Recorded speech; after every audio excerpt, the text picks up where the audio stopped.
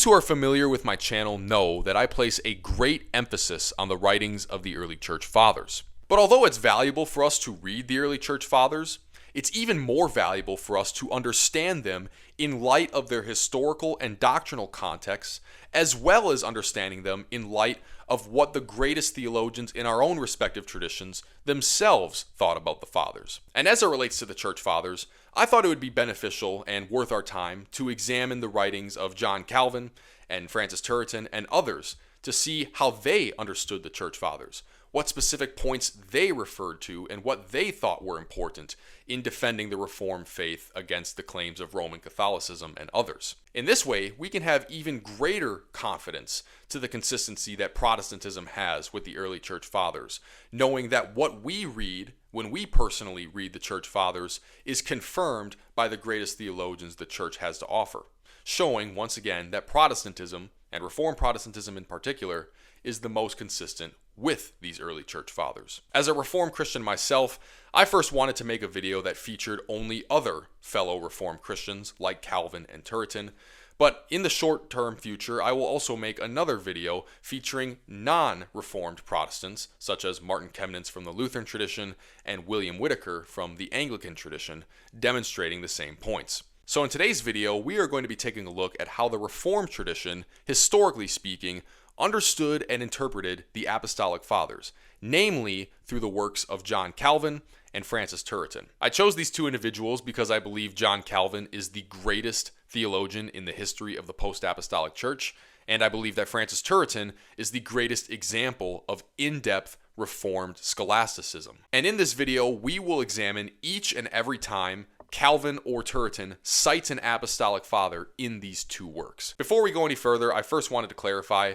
that the number of references to the apostolic fathers in particular that we see from Calvin and Turretin here are not nearly as many as that in which we see of Augustine or John Chrysostom or others, and there are many reasons for that. First, of course, the number of writings that we have from the time of the apostolic fathers is much smaller than that of which we have from other eras of church history.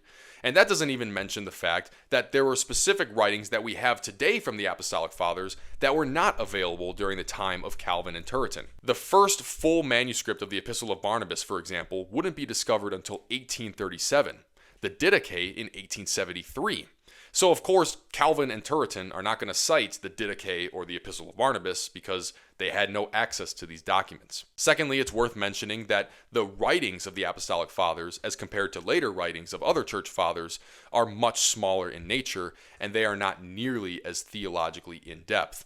Thus, when we're talking about points of specific areas of doctrine, it's going to be more beneficial to cite later figures who speak more about that manner than the smaller writings that we have from the Apostolic Fathers. That doesn't mean the Apostolic Fathers didn't talk about theological manners, it just wasn't as systematized or in-depth as people like Augustine, who have over 100 works to his name. Of course, if Augustine has over 100 works to refer to and Clement of Rome only has one, you're going to be much more likely to find a specific point of doctrine that you're looking to highlight in Augustine than you would in Clement of Rome. That doesn't mean that Clement of Rome didn't believe what Protestantism or Reformed Protestantism believes in particular. It just means it's not going to be as prevalent as that in later figures like Augustine. So now that we have all of that out of the way, let's finally dig into the text here and start with John Calvin's Institutes, which honestly shouldn't take us very much time at all for the following reason. In the over 1,000 pages that makes up the work, there is only one singular reference to any of the Apostolic Fathers. And for some reason, based on absolutely nothing to do with the immediate context,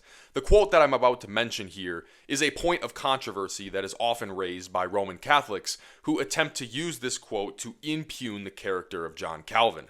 This is a quote that references Ignatius of Antioch, and it can be found in the 13th chapter of Book 1 of the Institutes of the Christian Religion. A chapter in which Calvin is arguing for the Trinitarian God, so none of us have any disagreements with this basic premise. Nonetheless, we can take a look at the quote here from chapter 13, paragraph 29, where John Calvin highly criticizes some writings that are supposedly attributed to Ignatius, as he states, with regard to what they pretend as to Ignatius, if they would have it to be of the least importance, let them prove that the apostles enacted laws concerning Lent and other corruptions. Nothing can be more nauseating than the absurdities which have been published under the name of Ignatius. Now, based on this language, if you knew nothing about the surrounding context, you would think that John Calvin has a very low view of Ignatius of Antioch. This is exactly what many Roman Catholics have latched onto, ignoring the further context of the passage, to suggest that John Calvin despised Ignatius of Antioch because Ignatius of Antioch was supposedly too Roman Catholic. It was too obviously proving the Roman Catholic Church over and against Calvin's supposedly Protestant innovations. However, I've already made an entire video on this topic debunking the claims of Roman Catholicism and showing, on the contrary, that John Calvin was not criticizing Ignatius himself, but rather he was criticizing false and spurious writings that were falsely attributed to Ignatius, but were not actually written by Ignatius himself. As I already stated, this quote comes from a chapter in which John Calvin is arguing for the Trinitarian God, and he criticizes these writings of Ignatius for teaching the opposite. Now, I suppose that the Roman Catholics who like to use this quote to criticize Calvin wouldn't want to side with these false writings of Ignatius over and against Trinitarian doctrine, but that is the logical conclusion of the context in which this quote is cited. And as I pointed out in that other video, in addition to this, Calvin also cites laws concerning Lent as an example of false non-apostolic doctrines that are taught by these spurious Ignatian epistles. And wouldn't you know it, when we examine both the true and the false letters of Ignatius, we find that only the false letters are commanding adherence to Lenten laws. Therefore, we can conclude from this passage and similar ones that John Calvin does not despise Ignatius of Antioch because he was supposedly too Roman Catholic. On the contrary, he holds Ignatius in very high regard. Nor is he condemning his true, genuinely accepted epistles. On the contrary, John Calvin criticizes those false epistles that are falsely attributed to Ignatius that are used to teach clearly non-apostolic doctrines. Because this is the sole citation of an apostolic father in all of Calvin's institutes, that means the remainder of this video will feature only quotes from Francis Turretin's institutes. And we'll stay here examining Ignatius of Antioch to see how Turretin uses Ignatius to further defend Reformed Catholicity. Turretin refers to Ignatius in regard to 4 specific points of doctrine. The first of which that we'll take a look at here relates to the Holy Trinity. Is the mystery of the Trinity a fundamental article of the faith? Of course, we as Protestants affirm that it is over and against the Socinians and the Remonstrants. Turretin addresses this question in topic 3, question 24 of his Institutes. And in article 21, we see the first reference to Ignatius of Antioch. He says the following: "With similar reason, Ignatius confirms the same mystery, that being the Trinity. We have, says Ignatius, one physician, Jesus Christ the Lord our God, from eternity the only begotten Son, but afterwards also man from the Virgin Mary. Nothing could be more explicit from this." However, you may have noticed that on the screen here, in the citation of this quote, Ignatius is not attributed as the author. Rather, it is pseudo-Ignatius who is attributed as the author. That is because this quotation does not derive from one of Ignatius's 7 genuine epistles. Rather, it derives from a longer recension of one of those genuine epistles. As I've stated in previous videos, those who are familiar with Ignatian scholarship knows that there are only 7 genuine letters of Ignatius of Antioch, but that each of these letters has a longer recension and a shorter recension. Now, virtually all scholars today agree that the shorter recensions of these letters are the genuine ones, and that the longer recensions contain additional language that had been added on throughout time that wasn't actually written by Ignatius himself. And in this case here, Turretin actually cites a portion from one of these longer recensions, specifically the longer recension of Ignatius's letter to the Ephesians. Now, Turretin here cites a forgery, but because he's advocating for the Trinity, it's obvious that he is doing so unintentionally. And this shouldn't scandalize us because, as we've said, there was great speculation and uncertainty over which manuscripts of Ignatius were actually genuine during the time period in which Francis Turretin was writing. And this was a debate that was taking place centuries before Turretin and wouldn't be resolved until centuries after Turretin.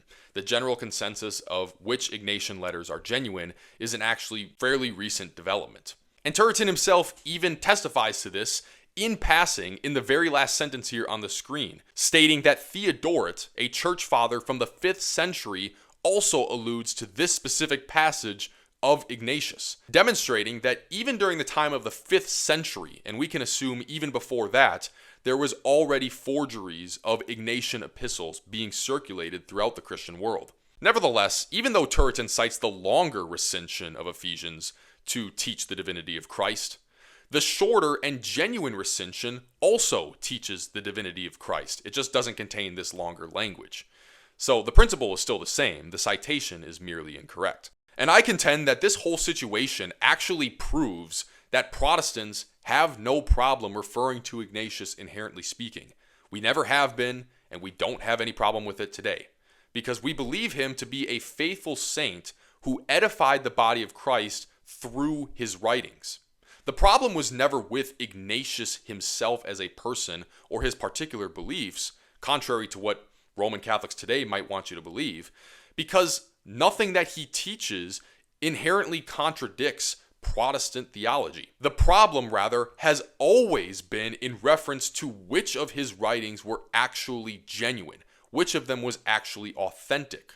We today now have a better understanding of which of these epistles are genuine, but during the time of Calvin and Turretin, this debate was still ongoing and obviously wasn't concluded. There were many false writings that have been perpetuated as early as the 5th century, like we saw, and was still continuing to be perpetuated in the centuries following, even during the time of the Reformation. Some forgeries of Ignatius, like the one that Calvin refers to in his Institutes, were obviously problematic, obviously taught false doctrines, and were easy to be discerned. But there are also other forgeries of Ignatius, like the ones that Turretin refers to, that do uphold the divinity of Christ and are pretty consistent with Orthodox doctrine, but are nonetheless still forgeries. The controversy has always centered around the authenticity of Ignatius's writings.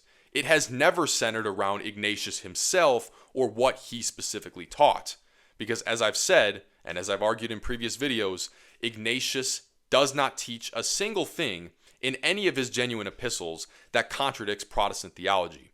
In fact, if there were a contest to be weighed between the different traditions, the Protestant traditions have far more in agreement with Ignatius than the Roman Catholic or Eastern Orthodox traditions. Therefore, as I've said many times throughout my channel's history, Protestants do not fear Ignatius of Antioch, and anyone who contends that they do demonstrates that they don't have a thorough understanding of Protestant theology. Turretin continues with his argument, stating that Ignatius calls Christ his God in the longer recension of his letter to the Romans, and that in the longer recension of his letter to the Magnesians, he says that Christ is the word of the Father, not projected, but essential. Turretin also refers to Ignatius of Antioch in regard to the Lord's Day, specifically in topic 11, question 14, whether the institution of the Lord's Day is divine or human, whether it is of necessary and perpetual or of free and mutable observance.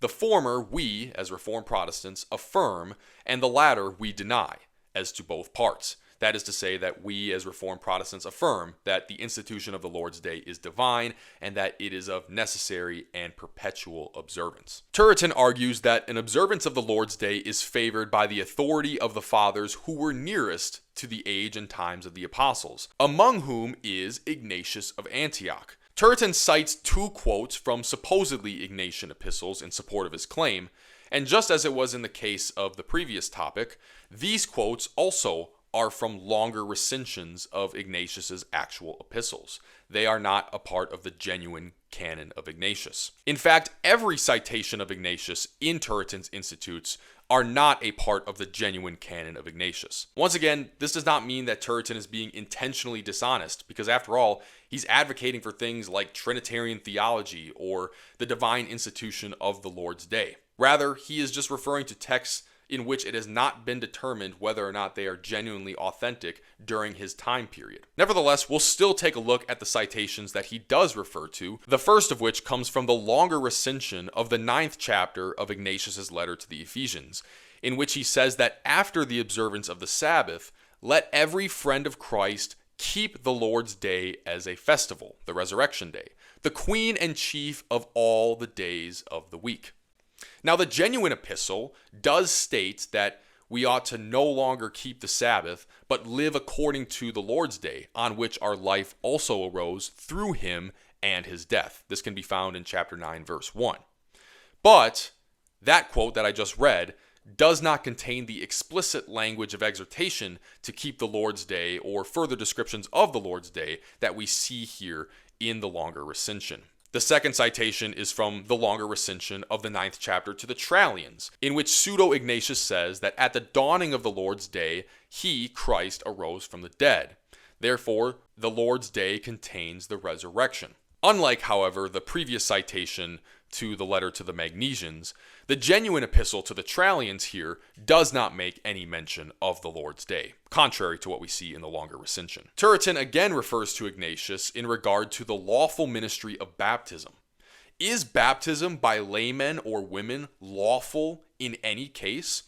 Turretin argues against the Romanists that these baptisms are not lawful, and he addresses this in topic 19, question 14. As it relates to baptism performed by laymen, that is, anybody in the church who is not an ordained minister, Turretin acknowledges that as it relates to the general consensus of the early church, there is no decisive evidence one way or another. For although it is not to be denied that many allowed it, it is certain that others did not approve of it. One of the figures that did not approve of it, at least as it relates to the letters that are supposedly attributed to him, is Ignatius of Antioch. He is so adverse to the administration of baptism by laymen that he does not allow even deacons to baptize. This specifically is a quotation from Ignatius's supposed letter to Hero, chapter 3, verse 2. Now, this letter, everybody agrees, is an obvious forgery of Ignatius. It does not actually come from Ignatius. Ignatius himself never wrote this.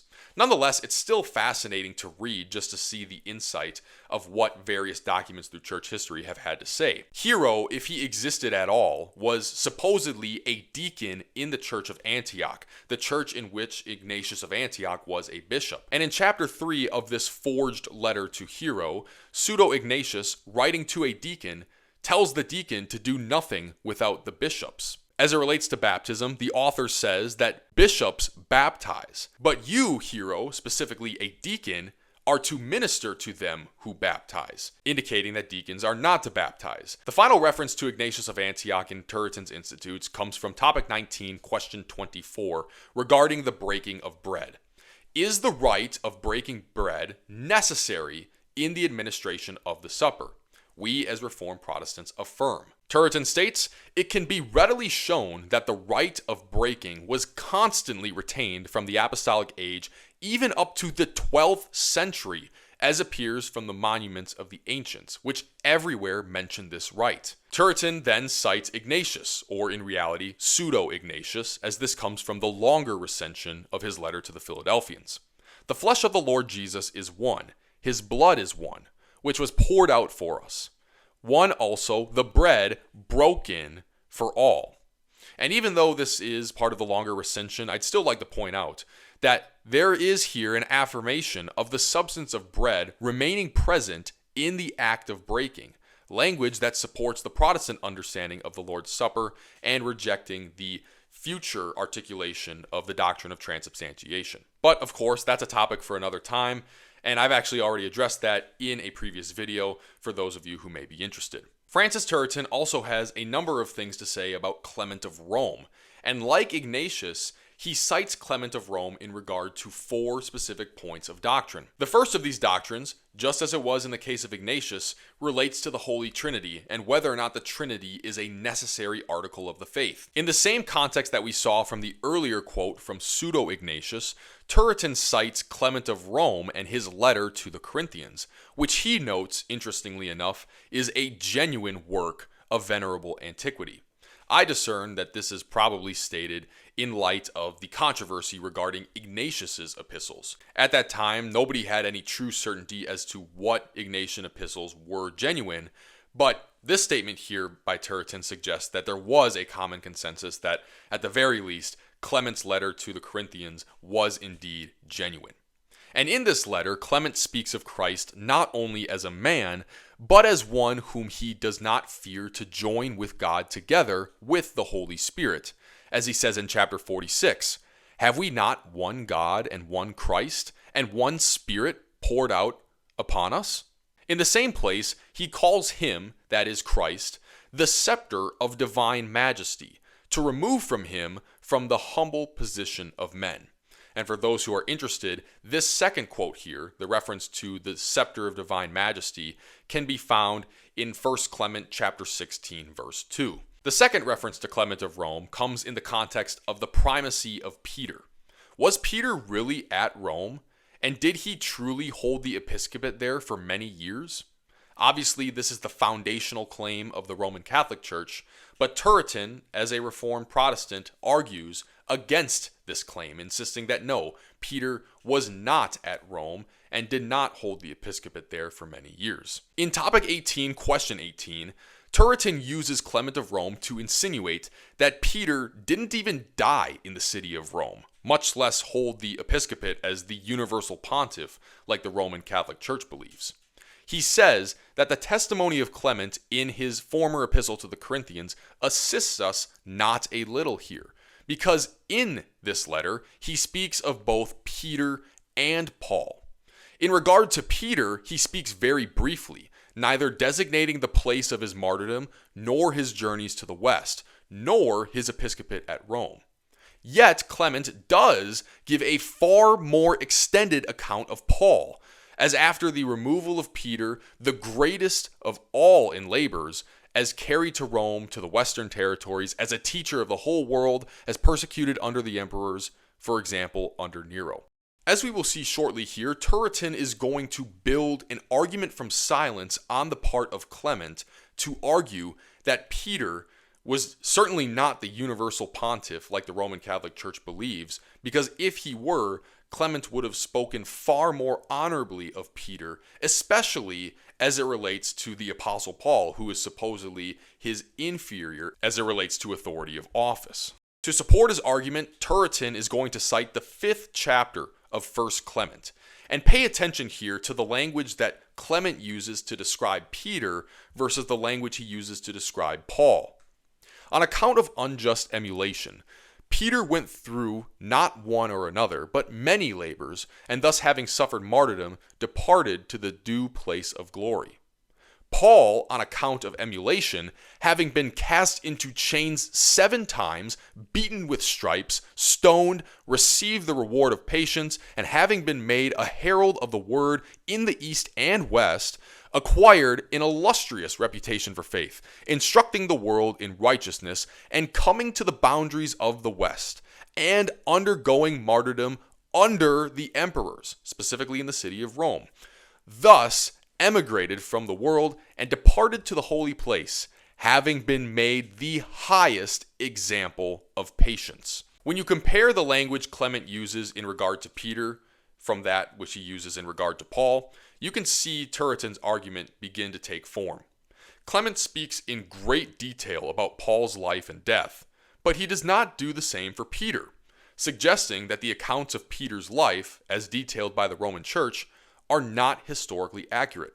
Otherwise, if it was, it's reasonable to expect Clement, who was writing in Rome in the 1st century, very shortly after these events supposedly took place, to mention such things, especially if he mentioned such things happening to Paul. The fact that he doesn't, Turretin argues, is good evidence of the fact that Peter did not actually die in Rome and that he did not hold this position of authority, as he states immediately following. Now, who could believe that Clement would have omitted the journey of Peter to the west and his abode in Rome and his martyrdom there under the emperors, which he does record concerning Paul, if these things had been so? How could he have involved in silence the far more illustrious Roman contests of Peter and the punishment nearly equal to Christ's? Nay, more, tormenting with inverted body, Rome looking on, even with the previous consecration of the see and the designation of his successor, and, as they hold, of Clement himself. Now, shortly after, Turretin does acknowledge that there are various authors who could be used to oppose his position, authors that do relate to Peter's travel to Rome and his martyrdom there. Such authors include Ignatius of Antioch, as well as Papias, another first century figure. Ignatius of Antioch and Papias, a bishop of Hierapolis during the late 1st and early 2nd century, are purported to testify to the martyrdom of Peter in Rome. But Turretin argues that these supports are ultimately unreliable for two reasons. First, they are written chronologically after Clement's letter to the Corinthians. And as a side point here, he doesn't mention it in this quote, but I'd also like to add that both Ignatius and Papias were both present in the Eastern Christian world, in what we know as modern-day Turkey. This is a significant distance away from the city of Rome, the very city in which Clement himself was writing in. Thus, it's much more reasonable to assume that Clement's understanding of the events in Rome are far more accurate than that of these Eastern Christians, who again were also writing after the time of Clement.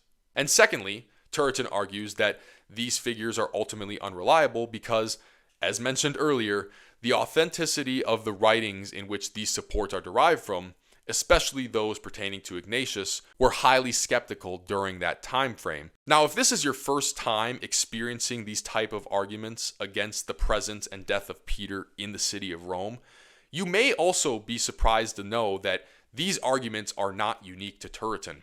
They were, in fact, also argued for by John Calvin himself a century earlier. If you read Book 4, Chapter 6 of the Institutes of the Christian Religion, you will see John Calvin making similar arguments against the papacy because of the historical inaccuracies of Peter's life, specifically relating to the city of Rome.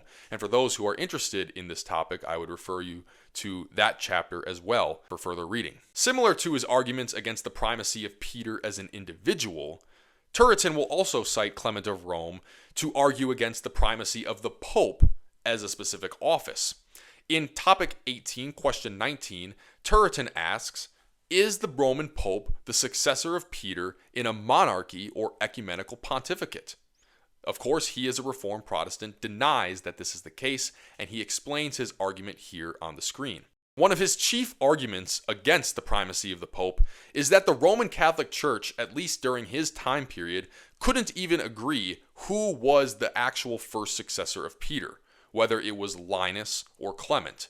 Now, just for clarity's sake, the modern Roman Catholic Church has clarified that Linus was indeed the first successor of Peter, but during this time period, it was uncertain as to who it was. Turretin is building an argument against the Bishop of Rome succeeding Peter, and he uses the current disagreement over who is the true immediate successor of Peter as the foundation of his argument. Most people at the time of Turretin, as well as today's modern Roman Catholic Church, believe that Linus was the true immediate successor of Peter.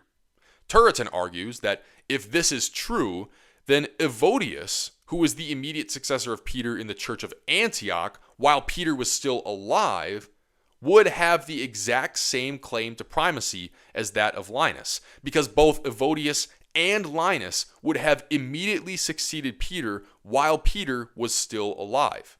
In fact, one could argue, as Calvin himself does in the Institutes, in that chapter I alluded to earlier, that Evodius and the bishops in Antioch actually have a better claim to universal supremacy than that of the bishops of Rome, because the church in Antioch was established by Peter before the church in Rome was. To summarize the point briefly, if Linus was the first successor of Peter while Peter was still alive, then that would mean the church in Rome and the church in Antioch would have the exact same claim to supremacy over the universal church. In fact, the church of Antioch would actually have a better claim because they were established by Peter first. Continuing on with Turretin, however, if Clement was the true immediate successor of Peter, which would have taken place after Peter's martyrdom, then that would mean that Linus and Anacletus, whom the modern Roman Catholic Church believes to have been the bishops of Rome prior to Clement, would not have actually been true bishops of Rome, which is a massive blow to the historical accuracy and reliability of the Roman Catholic Church's claims. So as you can see, the debate over whether or not Linus or Clement was the true successor of Peter was one of great controversy during Turretin's day. And although the modern Roman Catholic Church has determined that Linus was the true successor of Peter, the reality of the situation is that neither answer is advantageous for their claims. Both of them contain major pitfalls that greatly undermine their claims to historical reliability and accuracy. Finally, Turretin cites Clement in regard to marriage of the clergy, whether or not validly ordained ministers of the gospel can take a wife. In topic 18, question 26, Turretin asks, is a perpetual celibacy according to the apostolic institution to be necessarily observed by the sacred order, or is marriage lawful for ministers? The former, referring to clerical celibacy, we deny. The latter, we affirm against the Romanists. Validly ordained ministers indeed can take a wife. This is obvious enough in many passages of Scripture, such as Titus chapter 1, 1 Timothy chapter 3, 2 Timothy chapter 4, and 1 Corinthians chapter 9, verse 5. And Turretin himself argues this not only from Scripture earlier in this question, but indeed also from the patristic support, of which includes Clement of Rome. Turretin says that the practice of ministers taking wives is the practice of the old church. The law of celibacy has not been long received in the church. Turretin then cites a passage from the ecclesiastical canons, or the canons of the apostles.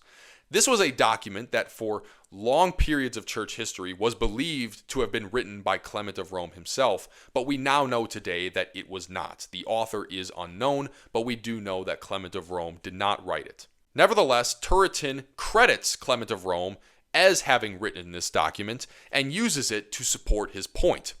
A bishop or presbyter should on no pretense of religion put away his own wife. If, however, he has rejected her, let him be excommunicated.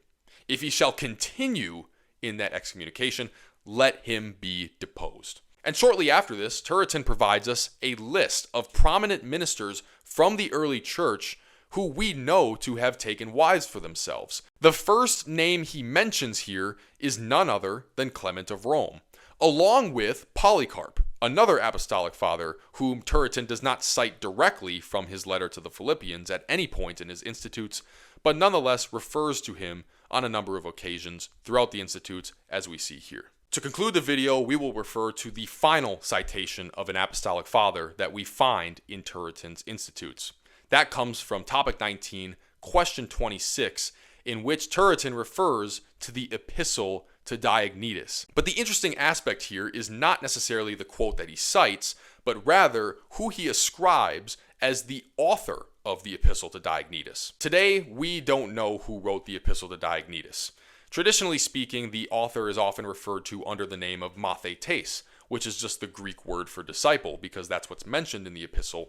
But again, we don't know who the specific author was. However, Turretin himself in the Institutes credits the authorship of the Epistle to Diognetus to Justin Martyr, who glories that he was a disciple of the apostles, as chapter 11 of the epistle says. The reason why Turretin credits Justin Martyr as having written the Epistle to Diognetus is because this was the commonly held position for a good portion of church history. The Epistle to Diognetus was first discovered in the year 1436 in a manuscript that was being used as wrapping paper in a fish market. This specific manuscript, which contained the Epistle to Diognetus, also contained along with it writings from Justin Martyr, which caused many people to believe that Justin Martyr wrote the Epistle to Diognetus because Justin Martyr's writings and the epistle were contained on the same manuscript, indicating that it was the same author. And this belief carried down, we can see, centuries afterward, even into the 17th century and even after, where Turretin ascribes Justin Martyr as the author of the Epistle to Diognetus, even though we know today that Justin Martyr did not write this letter. Nonetheless, I still found this to be a fascinating excerpt from church history that I hope you appreciated as well. And with that, that concludes our examination of the Apostolic Fathers from a historical Reformed perspective, mainly through the eyes of Francis Turretin, along with one perspective from John Calvin. I appreciate your time, and especially for those of you who are Reformed Protestants, I hope you found this especially interesting and were able to greater appreciate the writings of our forefathers as a result. As I've said before many times on this channel, classical Protestants, and Reformed Protestants in particular, have the greatest claim to consistency with the early church fathers. And seeing how the greatest theologians of our respective traditions understood and interpreted these figures goes very far in demonstrating exactly that.